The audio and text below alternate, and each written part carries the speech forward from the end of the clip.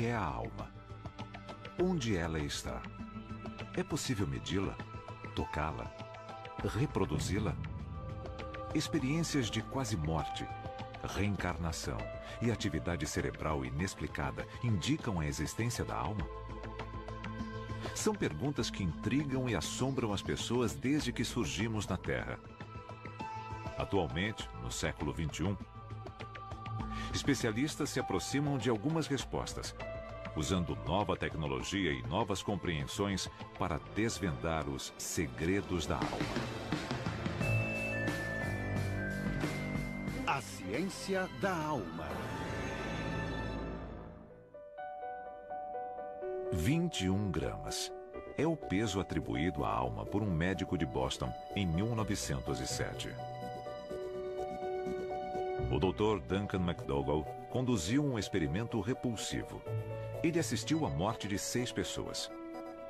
O Dr. McDougall queria saber se a alma existia. Então ele construiu uma balança bastante sensível para determinar se os humanos ficavam mais leves no momento da morte. Em somente uma das mortes, McDougall registrou uma mudança de peso de 21 gramas. Seu experimento recebeu uma minúscula menção no jornal The New York Times, mais por curiosidade do que como notícia. Apesar de desde então ninguém ter reproduzido o teste macabro de McDougall, ele é lembrado até hoje como a primeira vez em que a ciência moderna tentou quantificar a existência da alma. Desde o início da civilização, a cultura nunca precisou nem dependeu de uma evidência científica da alma. Uma crença central para a maioria das culturas e religiões é que quando o nosso corpo morre, existe uma parte imortal de nós que resiste à morte, a alma. Todas as grandes religiões do mundo falam sobre os humanos como almas, como verdadeiros seres espirituais que encarnaram aqui nesses corpos e que a morte do nosso corpo físico não é o nosso fim. É só a morte do corpo. E que nós, ou a centelha especial que nós somos, que eu chamo de alma, deixa o corpo. Existem muitas dúvidas atualmente sobre quanto dos aspectos irracionais, misteriosos e sobrenaturais da vida podem ser explicados através da ciência. E muitos cientistas estão direcionando sua atenção para essas questões. E eu aprovo isso. Mas eu também acho que a religião é uma linguagem para as coisas que nós não entendemos. E um dos motivos da religião ser tão fascinante para mim é que ela é, por definição, paradoxal e contraditória. As coisas não se encaixam racionalmente. Nós queremos viver para sempre e queremos continuar mudando. Queremos ter uma alma imortal e queremos reencontrar nossa avó. Sabe, então, essas coisas não se encaixam, não são racionais. Para traçar a história da visão ocidental e moderna da alma, começamos no século III a.C. Alexandre o Grande dominava a Europa e a Ásia, e a filosofia grega se espalhava com rapidez. Os gregos, mais do que outros povos, armaram um cenário do que nós pensamos sobre a alma atualmente. Os gregos acreditavam que o corpo não era importante, na verdade era ruim. Era o lugar em que todos os nossos impulsos mais básicos residiam. O desejo, a ganância, a fome, a procriação, tudo que era nojento na vida humana acontecia no corpo. E tudo que era bom e verdadeiro na vida humana pertencia à alma, que era na cabeça. E quando alguém morria, a alma ascendia a Deus.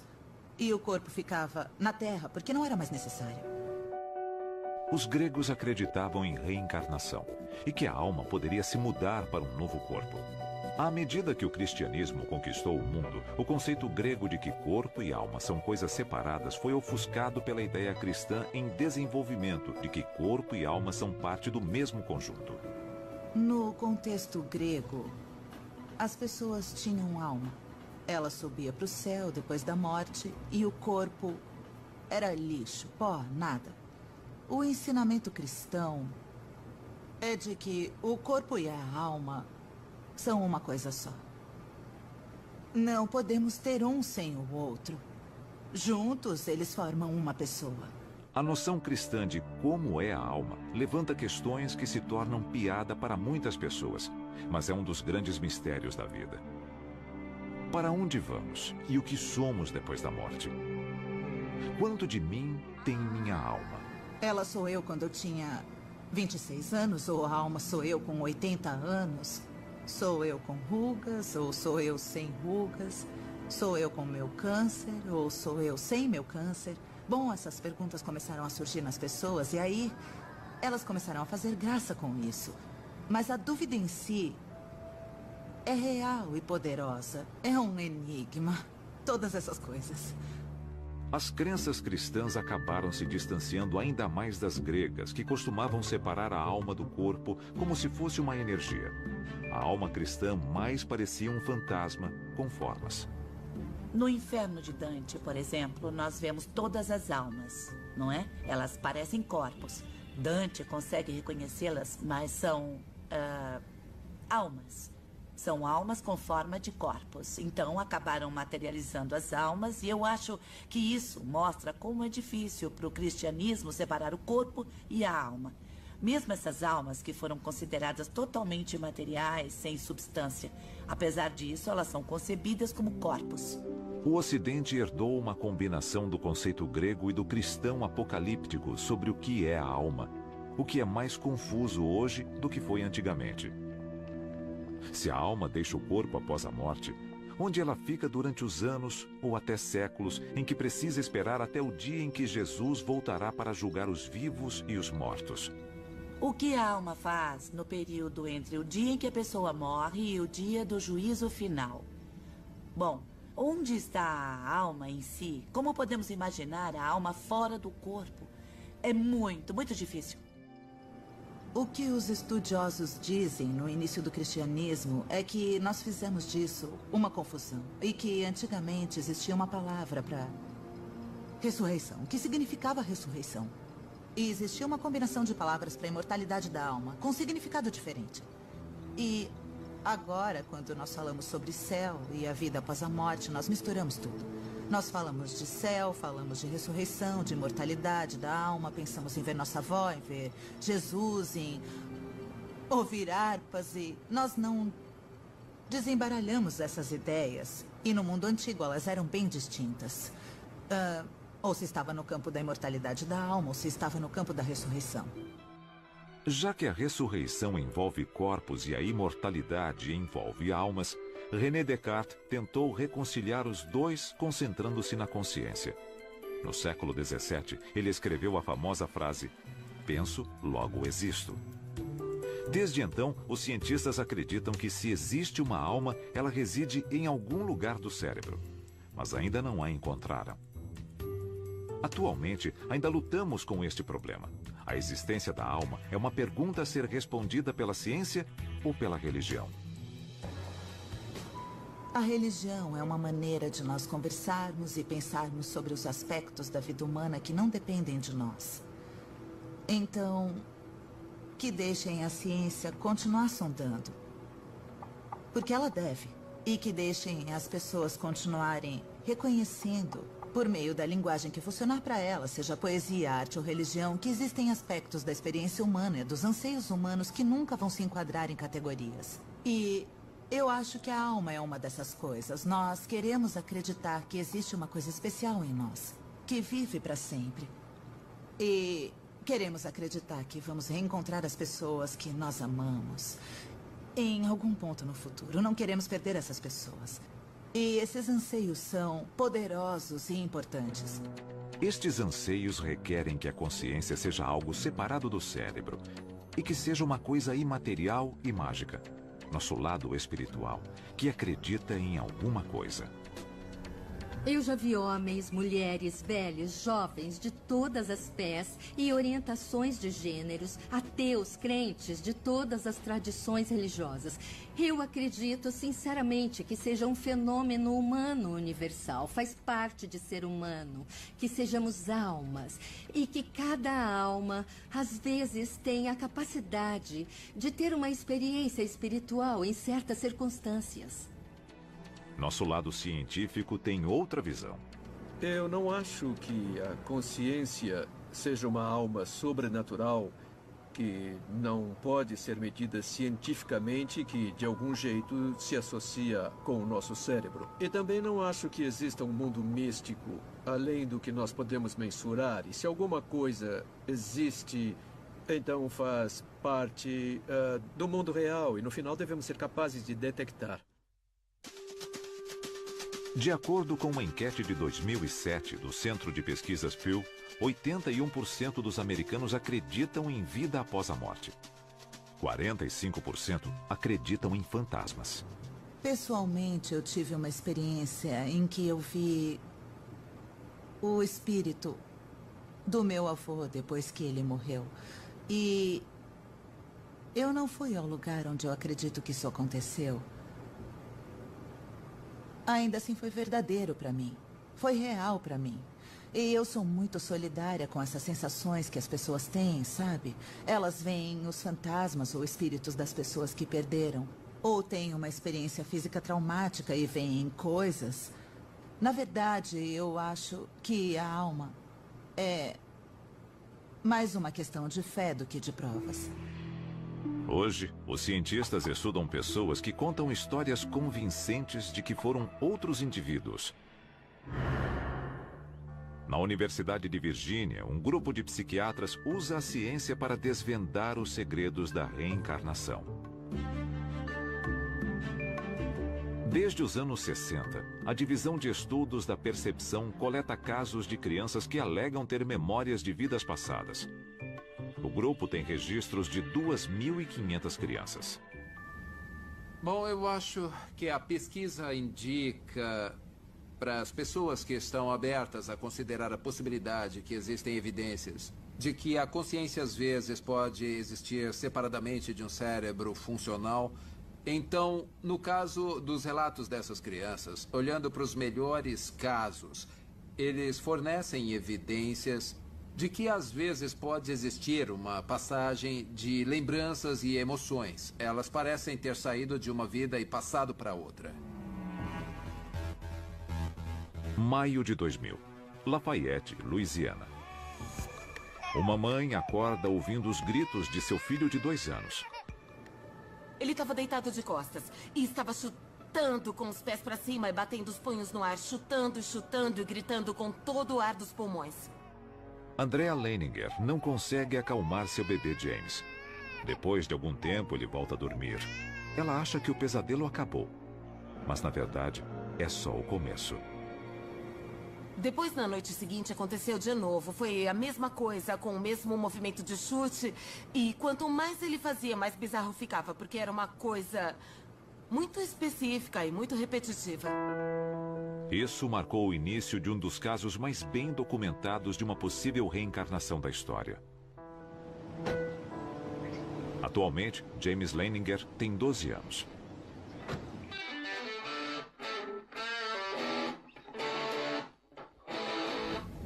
Eu pratico esportes, beisebol e futebol. Eu vou para uma escola episcopal e tenho vários amigos lá. As outras crianças, quando eram mais novas, falavam: eu quero ser bombeiro, eu quero ser astronauta. Eu sempre falei: quero ser piloto de caça, quero ser um fuzileiro naval. Recebeu as fotos da escola? É. Elas ficaram boas. Quando James tinha 3 anos, seus pais começaram a ouvir histórias chocantes contadas por ele. James estava se recordando de coisas que o conectavam a um piloto da Marinha que morreu em 1945. Eles ficaram céticos.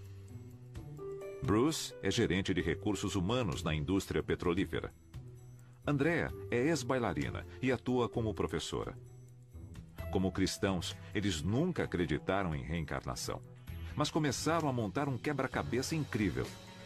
A primeira pista veio com os pesadelos horríveis e incessantes que James passou a ter com 2 anos de idade. Ele falava: acidente de avião, fogo, o homem não consegue sair. Acidente de avião, fogo, o homem não consegue sair. Aí eu pensei: ai meu Deus, ele sonhava com isso o tempo todo. Para mim, o que ele estava falando não fazia sentido com o que ele estava fazendo. Ele ficava se debatendo na cama e eu lembro de uma coisa bem específica que pensei na hora: isso parece o Exorcista. Ele estava descontrolado. e eu me perguntava, ele está possuído? O que está acontecendo? Em um ano, as visões que se apresentavam a James em seus pesadelos começaram a se formar quando ele estava acordado. Eu estava lendo para James. E aí ele se sentava e falava, mamãe, o homem estava fazendo assim. Aí ele se deitava e repetia o mesmo gesto que fazia no sonho, chutando e batendo. O homem está fazendo assim, eu não consigo sair, não consigo sair. Aí ele ficava sentado e eu falava, quem é esse homem? E ele dizia, eu. Ainda fico toda arrepiada. Uma vez, o Bruce perguntou, o que aconteceu com seu avião? Ele falou que caiu depois de pegar fogo. E por que seu avião caiu? Ele disse que foi atingido. O Bruce falou, quem atingiu seu avião? E ele... os japoneses! Em seguida, James deu a seus pais mais uma pista estranha e bastante específica. O nome do navio de onde ele afirmava que havia decolado com seu avião. Eu perguntei, esse navio tem nome? E ele respondeu, Natoma. Eu nunca tinha ouvido essa palavra na vida. Então fui até o escritório, liguei o computador e pesquisei. E depois de uns 300 resultados, apareceu um Natoma Bay CVE 62. Eu cliquei nele e era a história de um porta-aviões da Segunda Guerra Mundial. E isso foi o começo de todo o questionamento da situação. E nós dois ficamos parados olhando para aquilo, olhando para uma foto. Acho que uma tomada aérea daquele porta-aviões no mar. Ficamos parados, olhando por um bom tempo. Eu não tinha nenhuma resposta, sabe? Como ele sabia disso, como ele conheceu o homem, como sabia do navio. E o que isso significava? Foi aí que pensei, vou descobrir o que está acontecendo. Eu não sei como vou fazer isso, não sei o que vou descobrir, mas não vou parar de pesquisar até conseguir o máximo de respostas possível. Foi o suficiente para que Bruce fizesse uma investigação que começou com muita pesquisa. Nos 2 anos seguintes, ele descobriu a história do homem do Natoma Bay, inclusive sua morte. E James continuava dando pistas adicionais atormentadoras e sinistras. Eu continuava perguntando, lembra do seu nome? Lembra como se chamava? E ele sempre falava James. E eu pensava, ele tem 2 anos, está confuso e acha que eu estou perguntando o nome dele. Depois, James começou a desenhar. Acho que foi uma das minhas missões. Uma missão, você lembra dela? Lembro. Eu gosto muito desse. Ele repetia os mesmos desenhos. Como um filme, comprimido em apenas um frame. Uma batalha aérea. Artilharia. Um avião em chamas. E sua assinatura, James 3. Um dia eu estava na cozinha lavando a louça, o James tinha tomado café da manhã e estava brincando com um avião. E ele falou, mamãe, antes de eu nascer eu era piloto, meu avião levou um tiro no motor, caiu na água e foi assim que eu morri. Eu fiquei paralisada. Foi uma coisa tão bizarra para ele falar. Mas aquilo era verdade. Ele não fez drama nenhum, não demonstrou nenhuma emoção. Aos 3 anos, James começou a fingir ser piloto, com uma atenção aos detalhes que impressionou seu pai. Um dia, ele arrastou um assento de carro até um armário do meu escritório e montou uma cabine lá dentro. Ele tinha um console de brinquedo e transformou aquilo num painel. Bom, ele ia de um lado para o outro. De repente, ele abriu a porta com força e se jogou de dentro do armário. Eu perguntei o que aconteceu, seu avião caiu? E ele falou, não, meu avião foi atingido e tive que pular. A descoberta seguinte ocorreu quando Bruce foi convidado para um reencontro entre veteranos do porta-aviões Natoma Bay. Ele perguntou o nome de homens mortos em ação, e isso o levou a resolver o mistério de James 3. Ele me ligou e falou, você não vai acreditar, só tem um homem do Natoma Bay que foi morto na batalha de Iwo Jima. O nome dele era James M. Houston Jr. Eu falei, peraí, então o James 3 é o James III. Eu fiquei muito empolgada, eu pensava, é ele. James M. Houston Jr. O nome dele é James, pode ser James III. James Houston Jr., piloto da Marinha na Segunda Guerra Mundial. Com 21 anos de idade, no dia 3 de março de 1945, seu avião foi atingido sobre Chichijima. Agora, os pais céticos haviam encontrado evidências de que seu filho realmente havia reencarnado. James Leininger, um garoto da Louisiana, passou a infância contando lembranças de quando foi piloto da Marinha durante a Segunda Guerra Mundial. Memórias de uma vida passada que seus pais não poderiam mais ignorar. Dos 2 aos 6 anos de idade, James continuou fornecendo provas de uma incrível possibilidade de ele ser James Houston reencarnado. Esse avião, o Wildcat, é o avião em que James Houston caiu. E ele foi o piloto de teste do Corsair.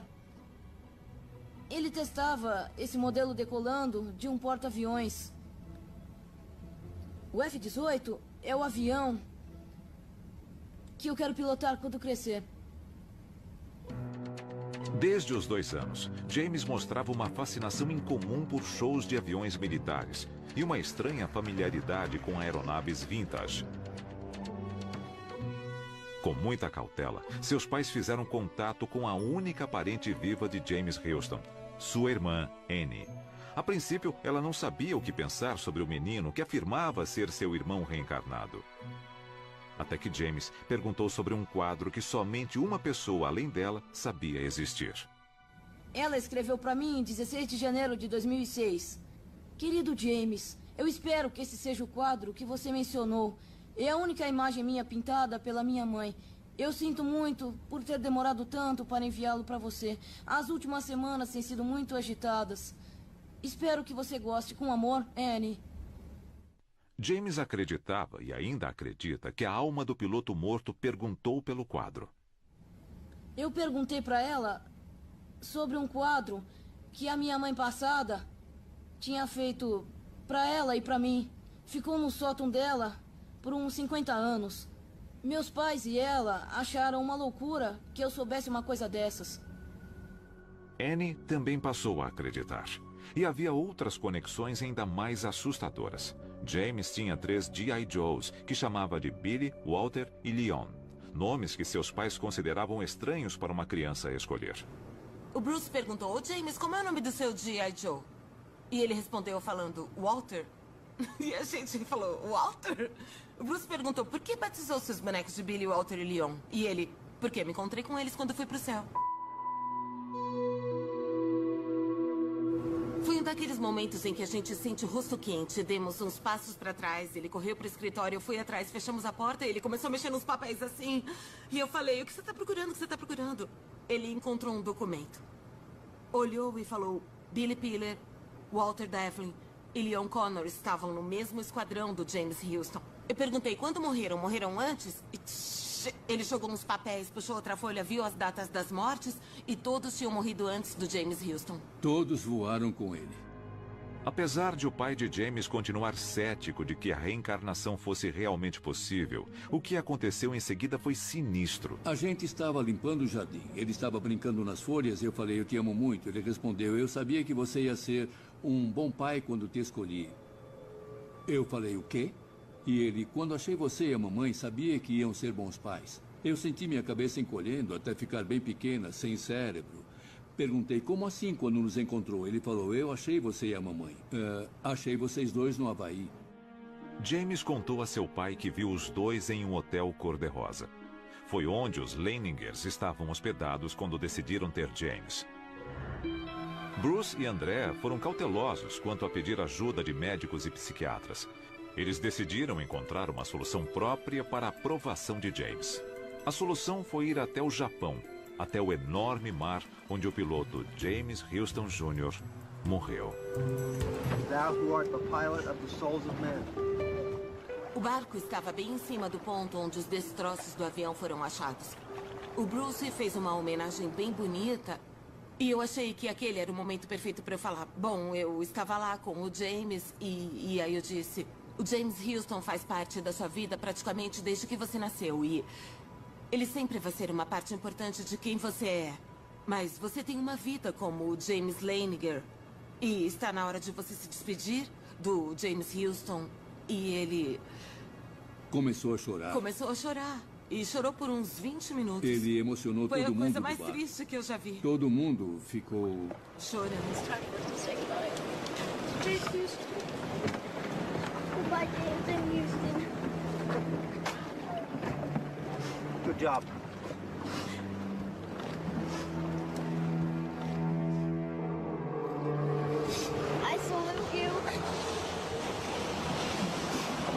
boy.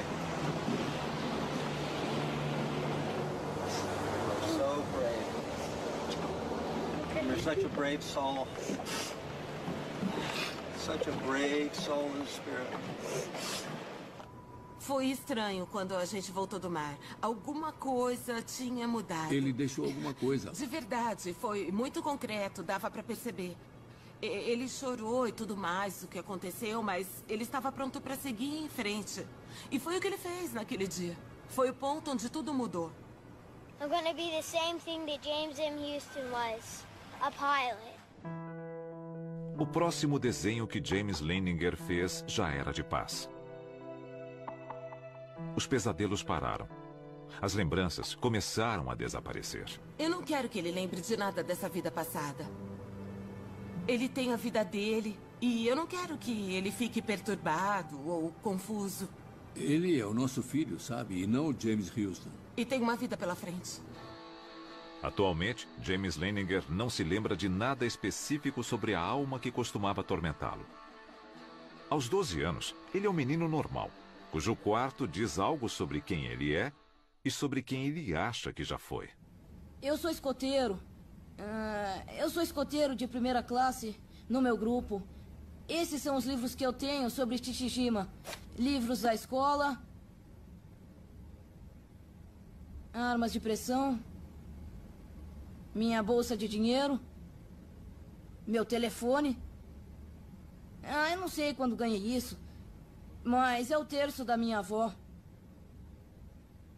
E minha coleção do Guerra nas Estrelas. E um quadro do Esquadrão. James não fala muito sobre as lembranças de sua vida passada com os amigos, mas não esconde nada se seus colegas de classe encontram alguma reportagem na internet. Para James, a reencarnação é um fato de sua existência. É parte de sua alma. Eu acho que o espírito que eu costumava ter quando eu tinha uns 4, 5, 6 anos foi embora. Sou o James agora. Não é... Eu ainda tenho James Houston em mim. Eu acho. Mas agora não é uma coisa ruim. É mais a parte de paz da história da vida dele. Em vez do acidente de avião e da morte dele. Eu não penso muito na minha história agora. Eu não costumo falar sobre isso. Mas se as pessoas me perguntarem, eu vou responder. Bom, eu fui cético desde o começo. Eu ainda tenho muita dificuldade para falar isso realmente aconteceu, sabe? Mas aconteceu. Então a questão é como aconteceu, eu não sei.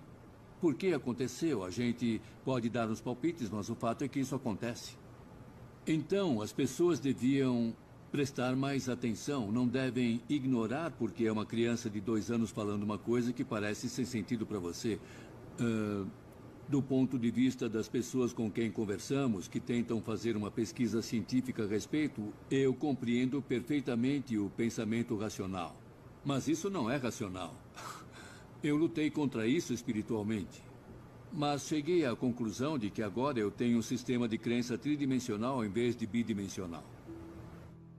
Na divisão de estudos da percepção da Universidade de Virgínia, o Dr. Jim Tucker examinou James Leininger. Tucker desenvolveu o que chama de escala de força do caso para a reencarnação. James foi avaliado como quase perfeito. A idade média, quando começam a mencionar, é de 38 meses. Geralmente 2 ou 3 anos quando começam. E algumas crianças falam sobre essas coisas a qualquer hora do dia ou da noite. Às vezes o caso começa com pesadelos, como foi no caso do James Leininger. Muitas pessoas ficam intrigadas, algumas ficam perplexas, algumas ficam chateadas. Pais cristãos norte-americanos ficam impressionados. Mas, independentemente da reação, as crianças falam a respeito por algum tempo e depois, geralmente, quando estão com 5 ou 6 anos, parece que esquecem e passam a levar a vida normalmente. Após 4 décadas e 2.500 casos, os pesquisadores da Universidade de Virgínia chegaram a uma conclusão impressionante. A reencarnação é real. Isso certamente sugere que existe uma parte de nós, uma parte da consciência que pode ser capaz de prosseguir depois que o cérebro morre. Isso indica que o cérebro pode não ser o criador de pelo menos uma parte da nossa consciência. Ele seria mais um portal por onde a consciência flui. E pode haver outra parte da existência, separada do mundo físico. E essa parte da consciência, como eu disse, pode ser independente do mundo físico e do cérebro físico, de onde ela parece vir. O Dr. Paul DeBell é um psiquiatra que se especializou na chamada regressão de vidas passadas. Por meio de hipnose, ele levou inúmeros pacientes a uma viagem no tempo para almas que seus corpos esqueceram. Ele fornece um exemplo recente. Trabalhei com o Sr. X. Ele foi abusado sexualmente quando era uma criança e tinha muita raiva por isso. Então ele veio fazer uma regressão. E de repente, ele se viu acima de um castelo, na Áustria, em 1630. Na verdade, ele era uma mulher e estava limpando o chão do castelo. DeBell acredita firmemente que ajuda as pessoas a encontrar sua alma por meio da ciência. Eu acho que a espiritualidade hoje está no mesmo ponto em que a psicologia estava 100 anos atrás, quando ninguém achava que a mente podia ser compreendida. Achavam que os sonhos não podiam ser compreendidos, achavam que as doenças mentais não podiam ser compreendidas porque eram complexas. Mas quando usamos as mesmas ferramentas, que são uma investigação metódica e sistemática, com hipóteses e provas experimentais, então vamos começar a ter algum progresso. Enquanto isso, os céticos da reencarnação diriam que o caso de James Leininger é circunstancial, na melhor das hipóteses. Entre americanos, a crença na reencarnação está crescendo. Parte disso é por causa das celebridades que falam que acreditam em reencarnação. A Julia Roberts falou recentemente para a revista Elle que acreditava. Ela comentou que se achava muito hindu e falou sobre sua filha e sobre como a filha claramente corporificava outra pessoa. Minha opinião sobre isso é que os americanos gostam de reencarnação porque, de maneira comparativa, a vida aqui é boa. Porque, senão, eles iam querer o céu, que é um destino eterno em outro lugar, quando a vida está ruim na Terra. E você quer se livrar disso. Céticos à parte, para os Leiningers, a existência da alma não requer a validação de cientistas ou psiquiatras. A experiência de James, para eles, é uma prova da vida após a morte. Mas a dúvida continua. Se a alma existe em cada ser humano, ela pode ser encontrada e mensurada pela ciência? Um neurocientista está trilhando um novo caminho em relação ao funcionamento do cérebro. Ele procura evidências de consciência em pessoas que não exibem nenhum sinal de consciência. Os egípcios antigos eram obcecados pela vida após a morte e mantiveram esta crença por milhares de anos. Eles acreditavam que a alma e o corpo eram tão intricados que precisavam um do outro no além. Por isso, aperfeiçoaram a mumificação. Eles até guardavam os órgãos internos da múmia para mantê-la segura. Eles acreditavam que a alma se localizava no coração. Quanto ao cérebro, eles afirmavam que não tinha função. Por isso, ele era removido pelo nariz e descartado. Epicuro, filósofo da Grécia Antiga, acreditava que a alma era formada por átomos e que eles eram dispersos no cosmos após a morte. No século XVII, o filósofo René Descartes fez uma declaração revolucionária quando igualou a alma à consciência. Penso, logo existo. Os egípcios acreditavam que a alma estava no coração, mas Descartes tinha certeza que ela residia em algum lugar do cérebro. Quando o campo da neurociência nasceu, cientistas começaram a vasculhar e analisar o cérebro humano em busca da alma, mas nunca a encontraram. Ninguém tem certeza de onde procurar entre os 100 bilhões de neurônios do cérebro. Alguns cientistas dizem que é um mistério impossível de solucionar devido à complexidade do cérebro. Mas outros estão determinados a provar que o cérebro é a chave para desvendar os segredos da alma. Na escola de medicina, os alunos dissecam o cérebro como parte da aula de neuroanatomia. E eu estudei um cérebro preservado em formaldeído. Foi a minha primeira oportunidade de fazer uma dissecação no cérebro. E tinha um manual, então eu deixei o manual perto de mim. O professor me deu uma sonda, então falou: bom, a primeira coisa que podem analisar é o córtex. Retirem delicadamente essa camada de células. E eu fiquei pensando, será que estou tirando o que pode ser a lembrança de uma pessoa, de um piquenique, durante um verão em sua infância? Ou uma relação com uma pessoa importante na vida dela? O que eu acabei de remover desse cérebro já foi alguma coisa? Eu acho que a alma e a mente são trocáveis. Eu acho que, como neurocientista, que a mente e o cérebro são permutáveis.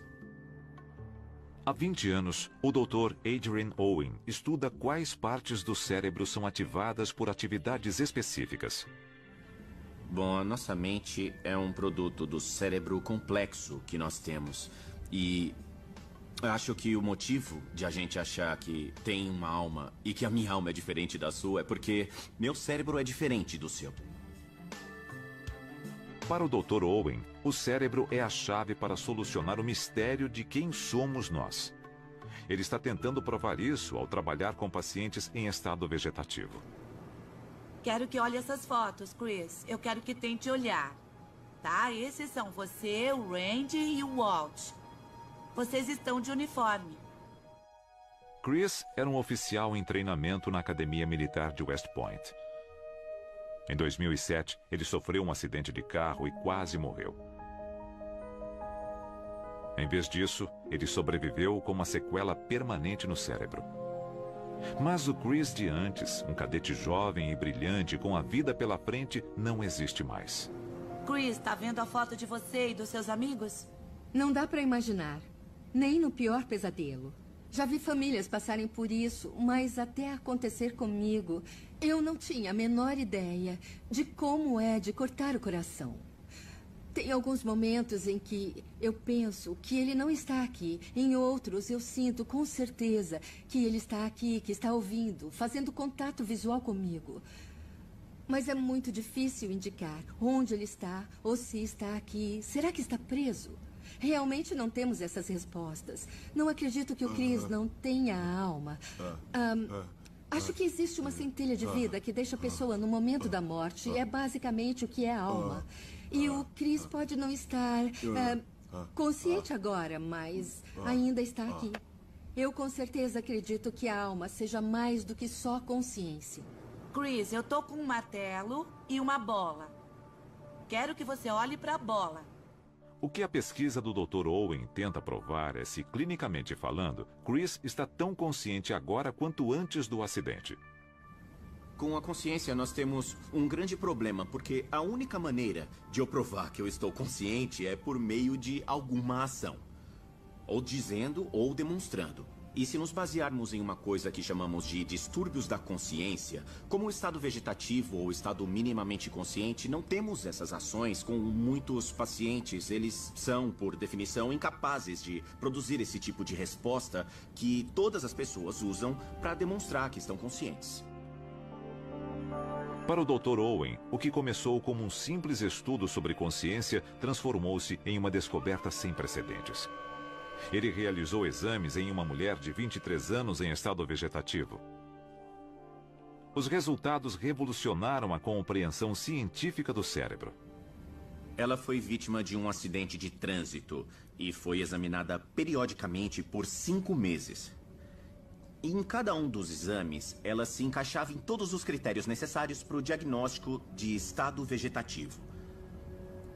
Então ela foi colocada no aparelho de ressonância magnética funcional e pedimos que ela se imaginasse jogando tênis.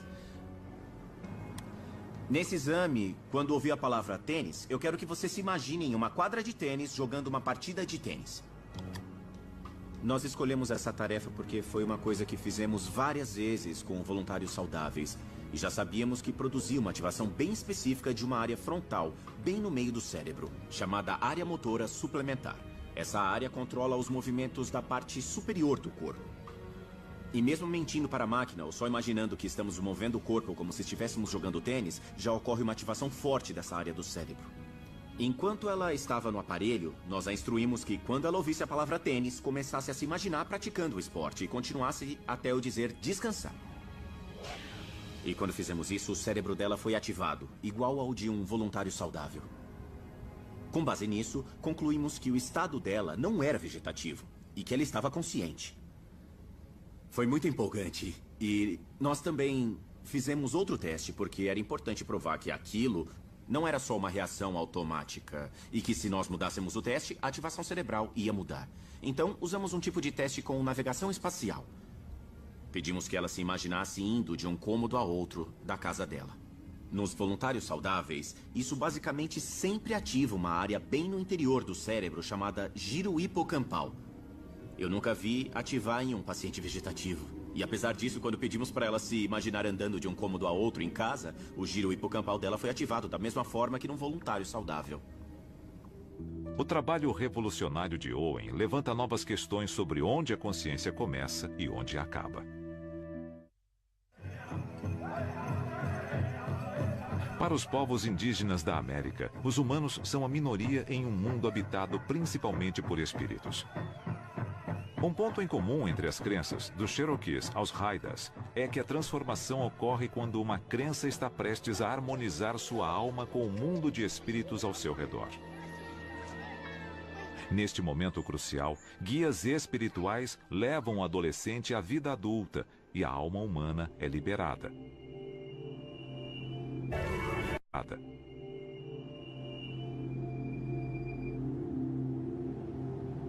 Na sociedade ocidental dos dias atuais, as crianças nascem com alma. A alma e o corpo estão ligados. Um dos princípios centrais da fé cristã é que Jesus ascendeu dos mortos, certo? E eu acho que isso é muito tranquilizador para as pessoas, porque elas associam o corpo com identidade, a ter tanto alma quanto corpo. E, na verdade, no cristianismo é muito difícil separar o corpo da alma, porque eles descrevem praticamente um casamento entre um e o outro. A professora Alison Gopnik não acredita em uma alma eterna. Mas sua pesquisa na área inexplorada do cérebro das crianças a levou à conclusão de que o chamado espírito está mais próximo de nós quando somos crianças. Eu sou cientista, ateia e materialista, e eu acho que tudo que está aqui é tudo que está aqui. Mas eu também acho que há muitos sentimentos, experiências, intuições de conhecimentos e verdades que as pessoas citam quando falam sobre a alma, sobre o espírito ou sobre o transcendental. E essas experiências em que reconhecemos o significado, a beleza e a importância de tudo que está à nossa volta, na minha opinião, são momentos que ocorrem quando somos crianças. Essa é a minha máquina e eu quero que você descubra como a máquina funciona, tá bom? Alison tenta responder à pergunta: com que idade surge a identidade? Quando começa o penso, logo existo. Ela queria estudar bebês e seus colegas disseram que ela estaria perdendo tempo. Quando eu estudava em Oxford e já era aluna da pós-graduação, uma das pessoas de lá me falou, assim que eu cheguei, que todo o meu programa de pesquisa era inútil porque bebês não têm um córtex avançado. Eles não tinham nenhuma área do cérebro tão desenvolvida quanto os adultos. Qual desses seria melhor para fazer a caixa funcionar? O que você acha? Eu acho que é esse aqui. Depois de 20 anos de pesquisa, Alison ajudou a provar que os neurônios do cérebro das crianças apresentam mais atividade do que os dos adultos. O cérebro adulto seria um holofote e o da criança uma lanterna, iluminando todas as direções. Então eu acho que houve uma grande mudança no sentido de imaginar os bebês como coisas que só choram ou semi-vegetais. Agora, eles são quem tem mais aprendizado, resolvem os problemas mais difíceis e fazem isso bem rápido. Alison acredita que crianças em idade pré-escolar representam um departamento de pesquisa e desenvolvimento. Seus estudos indicam que elas brincam e aprendem com o mesmo propósito. Ela acredita que nós aprendemos para sobreviver no mundo quando adultos e que brincamos para tentar imaginar maneiras de mudar. É como se, em vez de olhar só para uma parte pequena do mundo, elas tivessem consciência do todo e de tudo o que acontece em volta delas. Eu acho que um bom jeito de pensar nisso como adulto é imaginar o que acontece quando, por exemplo, você vai viajar para um lugar estranho. Tudo ao seu redor é uma coisa encantadora, sedutora, diferente, nova. E você tem uma consciência muito vívida e muito vasta de tudo que está te rodeando ao mesmo tempo. E eu acredito que é isso que acontece com um bebê. Os estudos de Allison mostram que o cérebro adulto só é ativado quando tentamos aprender algo novo, e ainda assim somente em algumas áreas. Na verdade, eu acho que uma coisa interessante sobre os adultos é que nós ficamos inconscientes em boa parte do tempo. Exames indicam que o cérebro de um bebê fica ativado na maior parte do tempo. Eu costumo explicar isso dizendo que, para uma criança, todo dia é como se apaixonar em Paris. Cada passo é um salto de paraquedas. Cada esconde-esconde é um Einstein descobrindo uma teoria. Eu acho que bebês e crianças novas estão genuinamente percebendo os aspectos da maneira como o mundo e o universo funcionam. Isso, para mim, quer dizer que eles são os exemplares do significado de ter uma alma. Mas a pesquisa de Allison mostra que quando uma criança se torna autoconsciente, sua atividade cerebral diminui e a conexão com o que alguns chamam de alma começa a enfraquecer. E entre os 3 e os 5 anos, começamos a ver crianças tendo o que chamam de memória autobiográfica. Não é só lembrar de informações do passado, até recém-nascidos conseguem fazer isso. É também construir uma narrativa que diz: eu sou a mesma pessoa que eu era no passado e sou a mesma pessoa que serei no futuro. A identidade que desenvolvemos quando crescemos ofusca nossa consciência infantil? Nós já estivemos mais próximos de nossas almas? O Dr. Frank Eckenhofer viajou até as florestas do Peru para tomar uma droga poderosa que ele acha que pode ajudá-lo a medir sua alma. Ele vai usar a tecnologia do século XXI na forma de um eletroencefalograma para auxiliá-lo. Meu tema é o despertar da mente. E é muito perigoso dizer isso de forma científica, porque ele não parece um assunto científico legítimo. É um tema religioso, e nesse campo da consciência, o motivo por ele ser meio conservador é por tocar essa área delicada da ciência, onde se fica muito próximo do que é considerado religião. Então eu acho que existe uma resistência, uma incerteza sobre como trazer métodos científicos para esse limite, onde a ciência estuda a consciência, mas não só a consciência, e sim uma coisa que já é religião ou uma experiência religiosa. Recentemente, o Dr. Eckenhofer ficou intrigado com uma substância feita a partir de uma planta que altera enormemente a consciência. A substância é chamada ayahuasca. Dom Galermo é o xamã local, que domina a arte de preparar e provar a ayahuasca. Temos aqui a famosa planta ayahuasca. Ayahuasca é uma planta visionária, ¿no?, que los curanderos utilizamos para descubrir los secretos ocultos, ya sea dentro de la mente. A ayahuasca vem de uma palavra indígena que significa cipó da alma. Ela é vista por muitos como uma rota direta para o divino.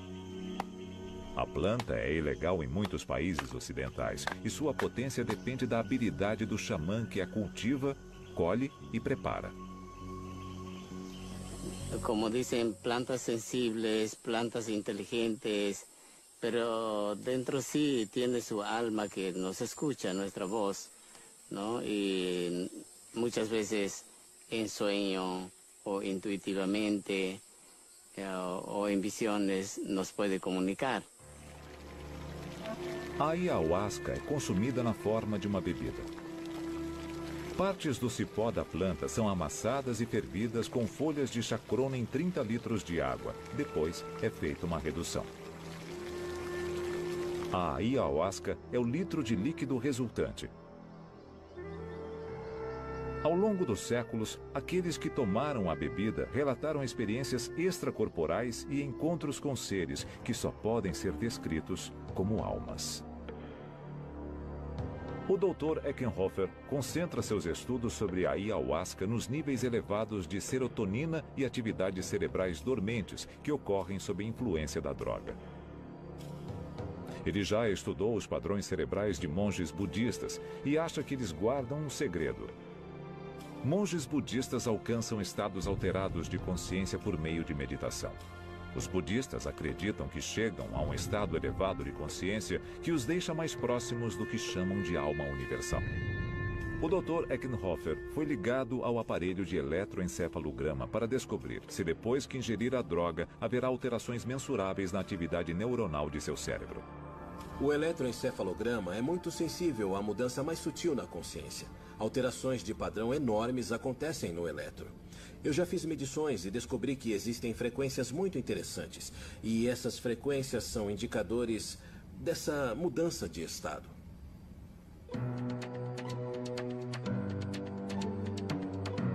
Eckenhofer bebe a ayahuasca e espera cerca de meia hora até sentir os efeitos. Depois, ele não será capaz de comunicar o que está sentindo. Somente o eletroencefalograma poderá captar dados. Bom, no começo você sente uma alteração sutil na percepção do corpo. E bem devagar a experiência psicodélica começa. É possível ver desenhos flutuantes e depois eles se mesclam com imagens que parecem ter formas mais complexas. Podem ser imagens de pessoas, de rostos. Depois parecia que eu estava sonhando acordado. E existe um outro nível de experiência, chamado de jornada. Eu acho que essa jornada é quando ocorre uma experiência fora do corpo. Nessa hora parece que você está em outro lugar. Às vezes, quando estamos em outro mundo, encontramos algum tipo de entidade. É possível que essas entidades nos ensinem coisas. Assim como no cristianismo existem histórias de como as pessoas ouviram mensagens de entidades angelicais que apareceram. Isso representa, isso traz uma chance em si. E às vezes, os movimentos são rápidos e complexos de alguma forma, são sincronizados.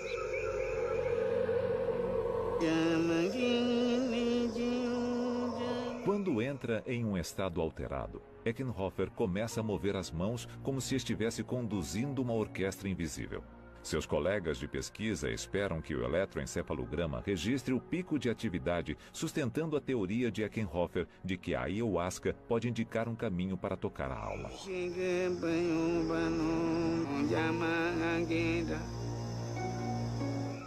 Eckenhofer se lembra apenas de impressões perdidas em sua própria consciência. Na manhã seguinte, ele já está no modo científico, examinando a história contada pelo eletroencefalograma. Assim que a ayahuasca fez efeito total, seu cérebro entrou em um estado de consciência ainda mais elevado. Bom, vamos aqui e vamos procurar alguma parte alfa. Nossa! Essa parte, olha! O que quer que tenha visto, Eckenhofer podia aparecer em um estado próximo do coma, mas seu cérebro estava em chamas. O resultado do eletroencefalograma prova que, em um estado parecido com um transe, o cérebro exibe padrões que mostraria em uma experiência extracorpórea ou em um êxtase religioso. Para ele, isso significa ver a alma. Para mim, a palavra alma é mais uma formulação ocidental. Na verdade, é um tipo ocidental de categoria religiosa. Eu sinto que a alma é um ponto de encontro entre uma dimensão amorfa de espiritualidade e o mundo físico. Talvez isso possa ser visto como alma ou ponto de ligação. Enquanto um grupo tenta encontrar evidência de consciência elevada dentro da própria mente, outro tenta ver se é possível criar este efeito construindo um cérebro. O monstro de Frankenstein. Um ser pensante criado pela ciência, mais poderoso do que seu criador. E no final, rejeitado por ser temido e mal compreendido. O famoso monstro de Mary Shelley sobrevive a quase 2 séculos de cultura popular porque a história de Frankenstein nos assusta até o fundo da alma. O Dr. Frankenstein era um cientista suíço obcecado pela centelha da vida humana. É até adequado que outro cientista tenha escolhido a Suíça para lançar um projeto equivalente no século XXI. Há 15 anos, o Dr. Henry Marcran tem trabalhado em uma máquina modelada biologicamente que pode pensar como nós. O Dr. Marcran é líder do projeto Blue Brain, que usa um dos supercomputadores mais potentes do mundo para fazer a engenharia reversa do cérebro humano. Muita gente pergunta por que está fazendo isso, ou então, por que quer construir um modelo? Se existem 6 bilhões de pessoas no mundo, vai servir para alguma coisa? Vai ser realmente útil? No fim das contas, nós só estamos tentando entender e aprender sobre o cérebro e sobre o que ele é capaz. Ele é a mesma coisa que nós? É o mesmo que um ser humano? Ele consegue captar isso? O objetivo do projeto é reproduzir a complexa estrutura do cérebro humano em um computador e ver se ele tem a habilidade de pensar como nós fazemos. Eu acho que o projeto Blue Brain é fundamentalmente diferente de outros modelos porque não estamos tentando construir um modelo da forma mais simples possível. Estamos tentando fazer um modelo da forma mais biológica possível. Se um cérebro artificial puder ser criado com características biológicas, Marcran diz que não pode prever se ele se tornará ou não um cérebro consciente. Nossa estratégia é, se nós construirmos corretamente e entendermos desde o princípio, ele vai se desenvolver e vai falar e vai ter funções cerebrais elevadas. Mas eu não sei, ele pode ter consciência ou não. Assim como o Dr. Frankenstein, a equipe do projeto Blue Brain usa material vivo para formar sua criatura. Não de humanos, mas de ratos. Os neurônios humanos são impressionantemente similares aos dos ratos. Primeiro, um rato é decapitado. Em seguida, uma fatia fina de seu cérebro, ainda ativo, é submersa em um fluido cerebral artificial, o que possibilita que o tecido cerebral continue funcionando por várias horas. O tecido é colocado sob o microscópio e um único neurônio é extraído. Depois, as formas e reações básicas dos neurônios de rato ainda vivos são mapeadas. Estes gráficos são imagens reais do projeto Blue Brain e mostram a atividade dos neurônios de rato que o computador criou com sua mente. Qualquer mecanismo encontrado no cérebro humano pode ser replicado em uma máquina. Isso é consciência? Muita gente vai dizer não, é só uma máquina, é só um software. Um programa não pode ter consciência. Outras pessoas como eu diriam, bom, nós somos um programa. Temos 100 bilhões de neurônios e conseguimos compreender com precisão o que está acontecendo em cada um. Os neurônios tirados de cérebros de ratos vivos formam o modelo da consciência artificial do Dr. Marcran. Seu computador mapeia e depois imita as ações dos neurônios. Basicamente, Marcran está construindo um cérebro, gerando por computador um neurônio por vez. O segredo é procurar a regra e assim não precisamos estudar cada neurônio do cérebro. E depois construímos um modelo com 100 deles e não 1 bilhão. Assim que fazemos os 100, podemos analisá-los, podemos analisar as estatísticas e os padrões. E esses padrões podem ser usados para recriar toda uma diversidade, bilhões. Então hoje, na verdade, nós podemos criar mais de 200 tipos de neurônios diferentes. E depois multiplicamos os neurônios como quisermos, não é limitado. Outras pessoas não têm tanta certeza de que o Blue Brain e outros projetos de inteligência artificial do futuro terão sucesso. Estas pessoas acreditam que a consciência é muito complexa. A inteligência artificial é interessante. Não dá para fazer um cavalo com penas. Seria muito difícil fazer um computador com pano. E não dá para fazer uma mente consciente com chips de silício. Construir um cérebro humano exigirá um computador 1000 vezes mais potente do que qualquer um que exista atualmente. Seria necessário um espaço equivalente a 3 campos de futebol para armazenar este computador. Mas Marcran diz que o objetivo de criar uma inteligência artificial consciente está ao alcance.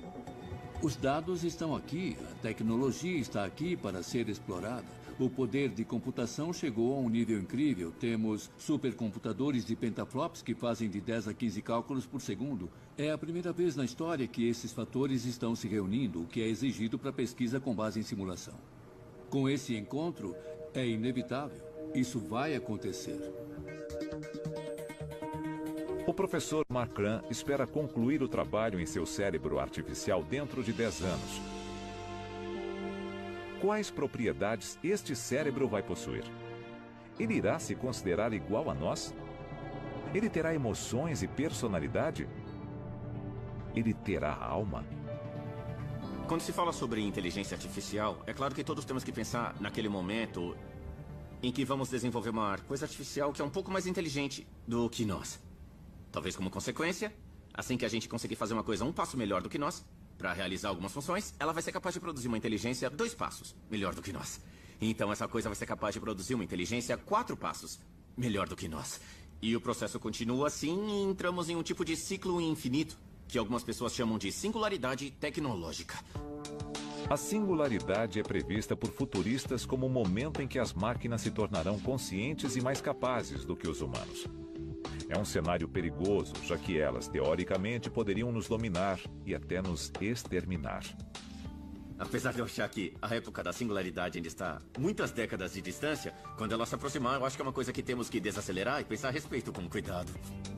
Se o professor Marcran for bem-sucedido, o projeto Blue Brain virá a ser a singularidade? Ele tornará a existência humana melhor ou muito pior? Se for algo maligno, ele permitirá que o professor Marcran o desligue? Será um monstro Frankenstein sem alma que matará seus próprios criadores?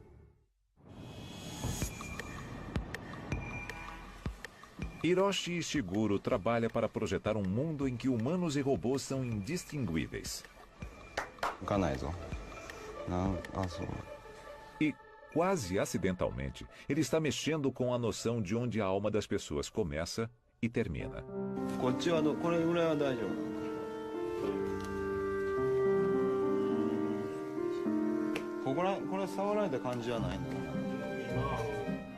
Ishiguro trouxe uma companhia para esta entrevista. Ele mesmo. Esse é meu androide ou meu geminoide. Ishiguro usou silicone, aço e impressões de moldes de seu próprio corpo para criar uma versão em tamanho real de si mesmo, que pudesse ficar em seu lugar na sala de aula. Ishiguro é professor na Universidade de Osaka. Ele quer ver como seus alunos irão se comportar quando forem forçados a interagir com seu androide em vez de interagir com ele. Ishiguro prevê o dia em que seus androides não irão apenas possibilitar que as pessoas estejam em 2 lugares ao mesmo tempo, mas que unam forças para realizar trabalhos desagradáveis, mas necessários. Ishiguro pensou muito sobre se seus robôs seriam avançados o suficiente para ter consciência. Mas os japoneses têm uma visão única que não iguala a consciência à alma.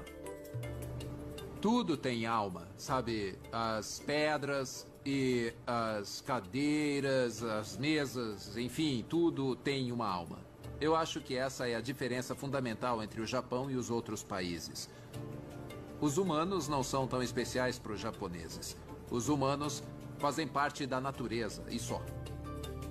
Ishiguro faz parte de uma antiga tradição japonesa de construir máquinas que parecem vivas. De acordo com a tradição, a alma do criador está no objeto. E no Japão, acredita-se que a criação também deva ter uma alma. それは理論的にはね、魂がないとは言えるんです。それはそれで。日本人っていうのはどういうんですかね、魂を作り出すんですね。いわゆる盆栽にしても生け花にしてもお茶にしても全てですね、いわゆるそういうまあ言うたら作り出すという。で僕らはこの人形を作る時に魂を入れるっていうんですね。でやはり一生懸命作るとですね、それがこう生きてるように思えてくるわけですね。O que é a alma? O que é a consciência? O que é a inteligência? O que é a emoção? Minha resposta é que essas coisas são subjetivas. Se nós acreditarmos que o robô tem alma, o robô vai ter alma. Quando eu desenvolvi o robô humanoide, todo mundo falou, esse robô tem emoção, sabe? Mas eu não implantei nenhuma função de emoção, tá? Então, obviamente, essas coisas são subjetivas e não objetivas. Ao dar personalidade e emoção a robôs, alguns humanos podem achar que eles têm alma. Em Okinawa, no Japão, robôs chamados Parô são produzidos aos milhares. Cada um tem a habilidade única de aprender a reagir a sentimentos humanos. Os Parô são companhia para a vasta população de idosos do Japão. Conhecidos como terapia robótica assistida, os acompanhantes mecânicos são equipados com uma tecnologia de reconhecimento de padrões capaz de ler o humor de seus donos e agir da maneira adequada para tranquilizá-los. Depois de conhecer seu dono, cada Parô desenvolve uma personalidade única e sua própria variação emocional. É uma simulação computadorizada de sentimentos.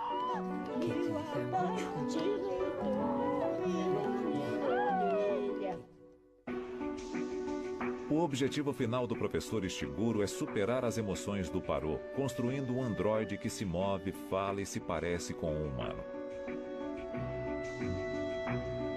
Além de seu geminoide, ele também criou uma androide com expressões emotivas avançadas.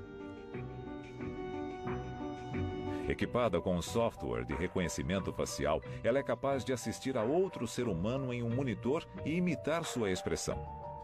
O custo? $100 mil por robô. E há um desafio.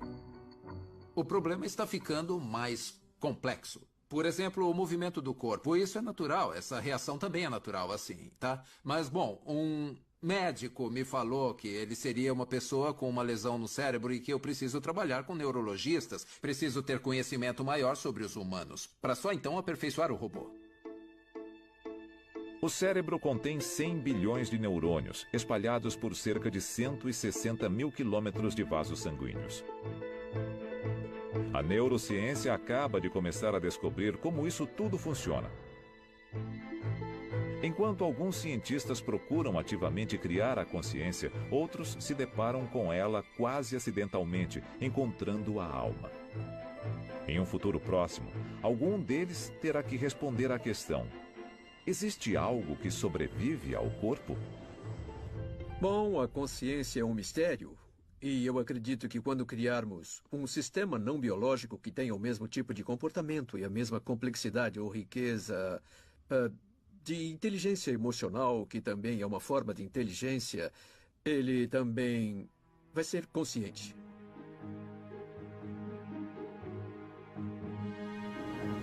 Se você perguntar para alguém, você acredita que tem uma alma imortal? Ou você acredita que tem alma? Eu acho que as pessoas vão expor suas esperanças mais sinceras e seus piores medos. Então, eu acho que é muito mais fácil nos concentrarmos no que podemos compreender. Na nossa inteligência, em como somos espertos, QIs. Sabe, isso é uma medida da alma? Certamente é uma medida da capacidade de raciocínio, do intelecto, mas não tem nada a ver com a imaginação. Mas é uma visão muito limitada do que é a alma e também uma visão muito temporal. Enquanto isso, outros acreditam que quanto mais buscamos respostas científicas, mais propensos ficamos a aceitar o fato de que a alma existe. Acredito que a ciência e a religião estão começando a se unir. Eu só acho que simplesmente vai levar mais tempo. Talvez daqui a 100 anos, muita gente desse planeta venha saber que a alma é real. O que parece certo é que a inteligência artificial será capaz de pensar como nós. E os robôs serão parecidos conosco em uma nova geração. Caso os dois forem combinados, os humanos viverão lado a lado com uma espécie inteligente e sintética. Se eles têm alma, é uma questão de debate exaltado. De qualquer forma, o século XXI pode ser a era em que a existência da alma será provada incontestavelmente. Seja qual for a resposta, os segredos da alma agora estão ao alcance da ciência. Versão brasileira Vox Mundi.